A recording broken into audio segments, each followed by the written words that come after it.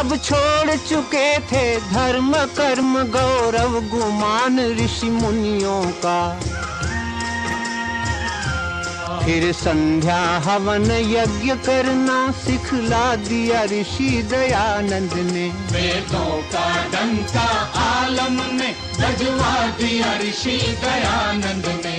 आदर्श पुरातन शिक्षा का बतला दिया ऋषि दयानंद ने। वेदों का डंका। कुछ मुख्य पर्व है, उसमें से पहला है हिंदी दिवस और दूसरा एक और पर्व है गुरु गिरजानंद बलिदान दिवस भी आज ही है, शायद पता ना हो। तो इसमें से पहला हिंदी दिवस की बात करते हैं। हिंदी दिवस में जैसा कि आप जानते हैं कि ऐसा कहा जाता है कि हिंदी भाषा का प्रथम ग्रंथ, कुछ लोग ऐसा मानते हैं कि पृथ्वीराज रासो को बोलते हैं, लेकिन पृथ्वीराज रासो में पूरी तरह हिंदी का उपयोग हुआ कि नहीं इसमें थोड़ा संशय है। लेकिन हिंदी भाषा का जो शुद्ध ग्रंथ पहली बार पब्लिश हुआ वो तो सत्याग्रह प्रकाश ही है, क्योंकि धार्मिक ग्रंथ इतने तो रूप में पहला प्रकाशित हुआ था, ऐसा विदित होता है पढ़ने से। सत्याग्रह प्रकाश को जो स्वामी जी ने लिखा तो इस दृष्टि से लिखा था कि ये जो ग्रंथ है ये समान जनमानस में पहुंच जाए। उससे पहले जितने भी धार्मिक ग्रंथ भारत समाज में थे, तुलसीदास ने रामचरितमानस लिखा, अच्छा का जो ग्रंथ है पर वो अवधी भाषा है। अन्य कवियों ने भी कल्पनाएं की, कुछ ने कविताएं भी की, कविताओं में भी कल्पनाएं की, वो अलग विषय है। लेकिन हिंदी को उतना प्रतिष्ठित रूप में स्थापित करने का काम ऋषि दयानंद का ही है। महर्षि ने ये बात लिखी थी कि हिंदी के द्वारा पूरे भारत के सूत्र में विरोध करते हैं, क्योंकि हिंदी में वो योग्यता है। बहुत सारी भाषाएं हैं और जो आप जानते हैं जैसे कि तमिल तेलुगु से लेकर इतनी सारी भाषाएं हैं, लेकिन हिंदी को क्यों उन्होंने चुना? वो बोल सकते कि संस्कृत के द्वारा पूरे भारत को एक सूत्र में विरोध करते थे, हिंदी में क्या विशेषता है? तो विशेषता ये है कि हिंदी एक सरल भाषा है, कोई भी थोड़ा बहुत भी परिश्रम करके हिंदी को सीख सकता है और आसान भी है। बहुत सारे लोग हिंदी सीख लेते हैं और उसके अनुसार प्रयोग भी करते हैं। तो हिंदी के द्वारा भारत एक सूत्र में आराम से बांधा जा सकता है। दूसरा, हिंदी को लिखने का प्रयोजन क्या था महर्षि का?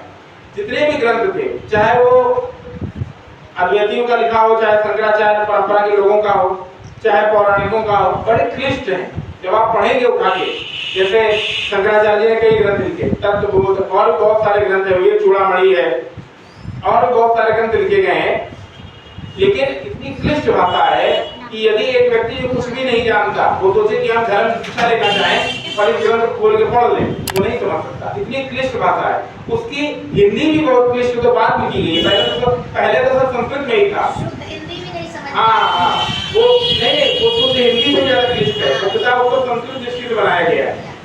पर उसमें अगर आप चाहें कि हम वेद के, दर्शन के, उपनिषद के, स्मृति के, इतिहास के सिद्धांतों को सरल भाषा में घर में पढ़े, बिना संस्कृत पढ़े, कोई ऐसा ग्रंथ नहीं था। महर्षि ने सत्याग्रह प्रकाश लिखा, आप पढ़ जाइए उठा के शुरू से, संस्कृत ना भी आती हो आप बहुत कुछ समझ लेंगे। और इतना सरल करके लिखा है, जितने भी टीकाकार हुए, मध्यकाल के जितने आचार्य हुए, इतना क्लिष्ट रखा है अपने ग्रंथों को, शायद वो चाहते ही नहीं थे कि सामान्य जनता तक ये पहुंचे। पर इसी की विशेषता थी कि इतने सरल शब्दों में समझाया है कि आप लोग साधारण बच्चा भी 12वीं का आदि का वो अगर पढ़े तो सत्याग्रह का समझ सकता है। आप शुरू में ले लीजिए, ईश्वर का नाम ओम है। अब उसके बाद भी ये तरह करके समझाया लवण और का, कि कोई बैठा हो, सेंधव का उदाहरण दिया, प्रकरण के अनुकूल करो। सेंधव मतलब घोड़ा भी होता है, सेंधव मतलब लवण भी होता है, और भी कई सारे उदाहरण देके बहुत सरल भाषा में आप लोगों को समझाया है। तो किताब सत्याग्रह का ग्रंथ हमारे पास है और उसको पढ़ना भी चाहिए। एक छोटा बच्चा भी आप समाज से जुड़ जाता है तो तार्किक हो जाता है, क्योंकि वो बिना संस्कृत पढ़े बहुत सारे सिद्धांत सीख लेता है। फिर पौराणिक उसको कहते हैं कि अब तो हमको सिखाओगे, गुरु परंपरा में पढ़ो, तब साथ समझ में आएगा। जब हमारे पास हिंदी में साधारण भाषा में सिद्धांत वेद के पहुंच रहे हैं तो हम गुरु परंपरा में क्यों जाएंगे पढ़ने? हमें बेसिक तो बता दिया ऋषि ने, ईश्वर के 100 नाम हिंदी में बता दिया, पठन पाठन विषय हिंदी में बता दिया, कौन से ग्रंथ पढ़े ना पढ़े हिंदी में बता दिया, विवाह विषय सब बता दिया, संन्यास, ब्रह्मचर्य, जितने भी सृष्टि उत्पत्ति कैसे हुई, इतना कठिन है सांख्य दर्शन में, उसको महर्षि ने हिंदी में साधारण करके सरल रूप में आपके सामने प्रस्तुत कर दिया। इससे आसान और क्या होगा? इतने आसानी से आपको दे दिया। उसके बाद कुरान का खंडन किया हिंदी भाषा में, देखिए कितने आसानी में आप समझ लेंगे। बाइबल का किया हिंदी भाषा में, जैनियों का ग्रंथ लिखा हिंदी भाषा में। कुछ विषय कठिन है, 11वें समुद्रांत में, 12वें समुद्रांत में थोड़े सत्यार्थ प्रकाश ऐसा ग्रंथ है कि जो एक साधारण बच्चा भी अगर उसको पढ़ लेगा तो धर्म में बहुत कुछ सीख सकता है। जितनी मेहनत वो अन्य पौराणिक आचार्यों के ग्रंथ पढ़ने में करेगा, शंकराचार्य हो गया या बहुत सारे, उतने वो सत्यार्थ प्रकाश को समझ लेगा। गुरु विरजानंद के पास जब महर्षि जी गए तो महर्षि जी बहुत कुछ पढ़ के गए थे, पौराणिक ग्रंथ सारे पढ़ गए थे, कौमुदी आदि पढ़ के गए थे, योग भी सीख के गए थे, बहुत कुछ सीख के गए थे। वहां उन्होंने नया क्या सीखा? ज्यादा कुछ नहीं पढ़ा उन्होंने, खाली बस 3 चीज पढ़ाई थी उन्होंने। पहला पढ़ा था व्याकरण, अक्षर है पढ़ा तो उन्होंने व्याकरण था, ऋषि व्याकरण पढ़ के गए थे उनके पास, तो फिर ऐसी कौन सी वहां नई व्याकरण पढ़ी? तो जो कौमुदी आदि होती है उनके जो आचार्य हैं उन्होंने जो पुराने व्याकरण के सूत्र थे उसको एक क्रम में नहीं रखा था, कुछ सूत्र को रखे थे पढ़ने के, कुछ सूत्र अपनी तरफ से बना के उसमें जोड़ दिए थे और कुछ क्रम तोड़ दिया था। तो वहां जब गुरु विरजानंद के पास गए तो उन्होंने जो प्राचीन व्याकरण थी पढ़ने की वो उन्होंने क्रम से पढ़ाई, पूरी परंपरा से। दूसरा उन्होंने पढ़ाया उनको वेदांत दर्शन, क्योंकि वेदांत दर्शन में किसी की टीका नहीं है, आदि गुरु शंकराचार्य की टीका है वेदांत दर्शन पे, जो महर्षि वेदव्यास कृत है, और वो वेदांत दर्शन जो टीका है वो भी अद्वैत परक है। वहां जीव ब्रह्म एकता दिखाया हर जगह, हालांकि बहुत सारी विरोधाभास बातें भी हैं। तो उन्होंने सही तरीके से वेदांत दर्शन पढ़ाया जो वेदव्यास जी का मत था, महर्षि वेदव्यास का, क्योंकि एक पूरे वेदांत दर्शन में कहीं अद्वैतवाद नहीं, हर जगह द्वैतवाद ही मिलेगा आपको। कहीं कहीं लगता है कि अद्वैतवाद है लेकिन वो अद्वैतवाद नहीं है, वो भाव रूप में कथन किया है। जैसे उदाहरण के लिए यदि हम कहें कि लखनऊ आ गया है तो इसका अर्थ क्या होगा? क्या लखनऊ आ गया है? नहीं, हम लखनऊ पहुंच गए हैं। तो यही बात शास्त्र कहता है कि वो ब्रह्म जगत रूप हो गया, उपनिषदों में आया है कि ब्रह्म जगत रूप हो गया। तो इसका अर्थ ये नहीं कि ब्रह्म खुद जगत बन गया, ब्रह्म चेतन है, चेतन ब्रह्म जगत कैसे बन जाएगा? वो ब्रह्म ने जगताकार कर दिया, इसका ये भाव ले लिया, अर्थात ब्रह्म ने कारण से कार्य करके जगत को बना दिया। तो ये चीज लोग ना समझ के जो तत्वमसि अहम ब्रह्मास्मि प्रज्ञानम ब्रह्म आदि आदि वाक्यों का अर्थ लेते हैं कि वो ब्रह्म ही जीव है, जीव ही ब्रह्म है, ये बात बिल्कुल भ्रांतिपूर्ण है। ब्रह्म जो सच्चिदानंद स्वरूप है, भला अज्ञानी जीव ब्रह्म कैसे बन जाएगा? यदि जीव ब्रह्म बन गया तो जीव की सत्ता ही खत्म हो जाएगी, फिर तो गीता में जो बचपन से पढ़ रहे हैं कि आत्मा कभी मरती नहीं है, वो गलत हो जाएगा।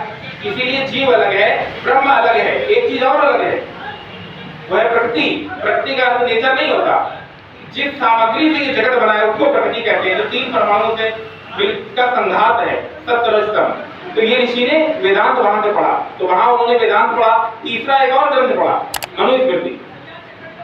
मनुस्मृति सबसे प्राचीन ग्रंथ है, वेद के बाद अगर सबसे प्रमाणिक ग्रंथ कोई है तो वो मनुस्मृति है। अब आप लोग कहेंगे ये क्या बोल रहे हो, दर्शन है, उपनिषद इतना सब कुछ है, मनुस्मृति क्यों बोल रहे हो? उसका कारण है, सत्यार्थ प्रकाश उठा के पढ़िए। 500 से ज्यादा श्लोक मनुस्मृति के स्वामी जी ने उद्धृत किए, 500 से ज्यादा। हर जगह पर हर दूसरी तीसरी पंक्ति के बाद एक श्लोक भगवान का दिया है, क्योंकि आदि काल के हैं मनु आदि सृष्टि के थे। और वेद के बाद जो पहला नीति ग्रंथ बना, कानून बना, हम ऑनलाइन क्लास कराते हैं मनुस्मृति की, तरह पढ़ा रहे हैं, आप लोग जान के हैरान हो जाएंगे।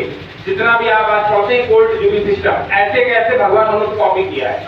18 प्रकार के मुकदमे ऐसे चेपे हैं, न्यायपालिका, कार्यपालिका, जितना आप पढ़ते हैं विधानसभा, विधान परिषद, ऐसे कैसे मनुष्य कॉपी पेश है।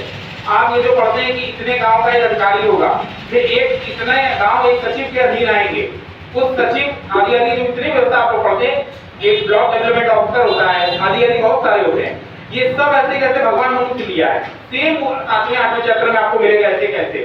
कोतवाली, इतने कोतवाली की बड़ी कोतवाली होती है, ये सारा जो नियम कानून विधान है नगर जिले का, ऐसे कैसे भगवान मनुष्य लिया है। 7वां 8वां अध्याय पढ़ सकते हैं अगर आपके घर में हो तो, मनुस्मृति उठा पढ़ लीजिएगा।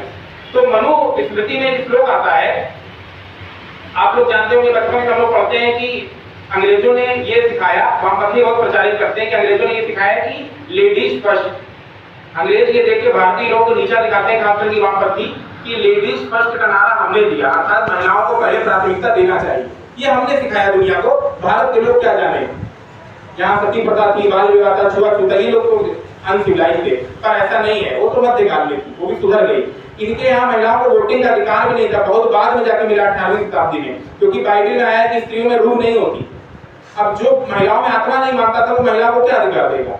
तो मनुस्मृति में एक श्लोक आता है, 5वें चैप्टर में है या 3रे में है, वहां पर एक श्लोक आता है संस्कृत में, स्त्री पंथ दे, अर्थात स्त्रियों को पहले मार्ग देना चाहिए।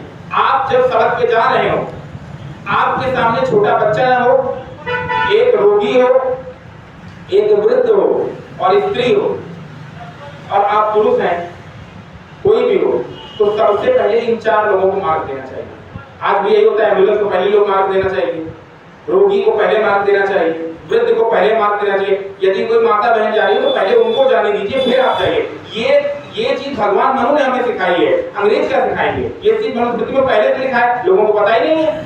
तो गर्व होना चाहिए कि चूंकि आज महिला सत्र भी है, इसलिए हमने बात बता दी कि जिन महिलाओं को लोग ये दिखावा करते हैं कि सनातन धर्म में मनु भगवान ने बहुत ऊंचा दर्जा दिया है, और जो भीमवादी संगठन वाले दिन रात पानी की पी के सनातन धर्म, राम जी को, कृष्ण जी को, सबको गाली देते हैं, उन्हें पढ़ना चाहिए कि ये चीज मनु भगवान ने लिखी थी कि जहाँ नारियों की पूजा होती है वहाँ देवता निवास करते हैं। ऐसे कैसे मनुस्मृति में आया है? ये हमने कभी बताया आपको, लेडीज स्त्री पंथ वाला, ये भी मनुस्मृति में आया है। एक चीज और आई है कि इनके यहाँ क्या आया, ये देखिए, गौतम बुद्ध का एक ग्रंथ है त्रिपिटक। गौतम बुद्ध की शिक्षाएं त्रिपिटक आदि मानते हैं। उसमें एक श्लोक आता है, उसमें बहुत सारे वाक और आदि बहुत सारे प्रकार हैं। उसमें आया है कि स्त्रियां दुर्गुणी होती हैं और काले सर्प के समान होती हैं। अतः यदि सामने से स्त्री निकल जाए तो उनसे बात आदि भी ना करें, उनको अपने संग में ना घुसने दें। स्त्रियां महापातक होती है, महाघातनी होती है, आदि आदि करके बहुत लानतें भेजी है स्त्रियों पे गौतम बुद्ध ने। गौतम बुद्ध के संग में स्त्रियों को अलाउ भी नहीं थी। मतलब जैसे यहाँ शंकराचार्य बन सकती, मौलवी नहीं बन सकती, पादरी नहीं बन सकती, वैसे उनके संग में स्त्रियां कुछ नहीं बन सकती। लेकिन हमारे यहाँ ऐसा नहीं है। माताएं क्या क्या बनी, ऋषिकाएं बनी। वेद के मंत्र ऋषिकाओं ने उसको समझा और लोगों को प्रचारित किया। तो ये लोग हमें क्या सिखाएंगे? तो देखिए 3 चीजें हमने कहा इसमें ली हैं। एक तो गुरु विद्या बलिदान दिवस, तो ऋषि ने ये 3 चीज वहां से सीखी। महर्षि पढ़े बहुत कुछ थे, लेकिन उन्होंने वहां से बस ये 3 चीजें सीखी, वेदांत दर्शन, व्याकरण और मनुस्मृति। और इसको इतना प्रचारित किया कि फिर आगे कहना ही क्या, बाकी सत्याग्रह करने पहुंच सकते हैं।